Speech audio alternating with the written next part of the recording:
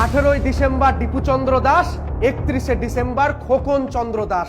Khokon Chandra Das patties বিক্রি করতো না, তার মেডিসিনের দোকান ছিল।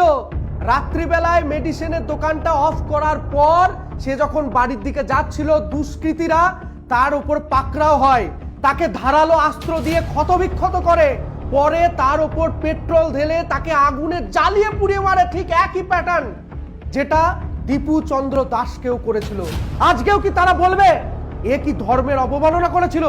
নাকি সেই শেকু মাকু চাকুরা 31শে ডিসেম্বর তাই নেশা করে এখন ঘুমিয়ে গেছে, এখন তাই তারা দেখতে পাচ্ছে না?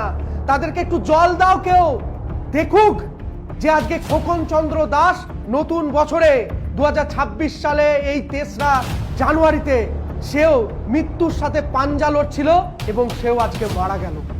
আজকে দোষটা কেন?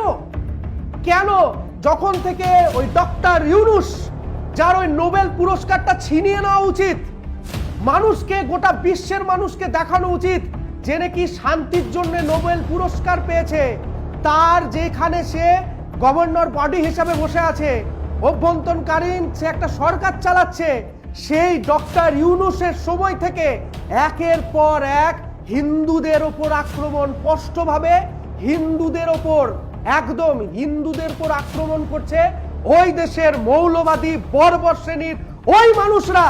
তারা একের পর এক এইভাবে আজকে খোকন চন্দ্র দাসের উপর আক্রমণ হলো। আজকে ভাবুন, এরা ফিলিস্তিন নিয়ে কথা বলে, এরা অন্যান্য জায়গা নিয়ে কথা বলে, কিন্তু বাংলাদেশের সময় তারা এরকম বড় বড় মোটা ফ্রেমের একটা চশমা দিয়েও দেখতে পায় না যে বাংলাদেশে দীপুচন্দ্র দাসের পর এই নতুন বছরে আবার আপনাদের জন্য এই শেকু মাকু চাকু আপনাদের জন্য আজকে সেও মারা গেল। এই দোষটা কার? এই দোষটা যারা দেখতে পায় না যে হিন্দু নিধন হচ্ছে বাংলাদেশে তাদের। এই দোষটা ডক্টর ইউনূসের, যে শুধুমাত্র হিন্দুদেরকে খোলা একটা জায়গায় রেখে দিয়েছে শুধু তাদেরকে ধ্বংস হওয়ার জন্য। ধিক্কার জানাই, তার চামড়া গুটিয়ে ফেলা উচিত এই ডক্টর ইউনূসের মতন লোককে, যারা শান্তির নোবেল পুরস্কার নিয়ে পড়ে থাকে। ছি, লজ্জা।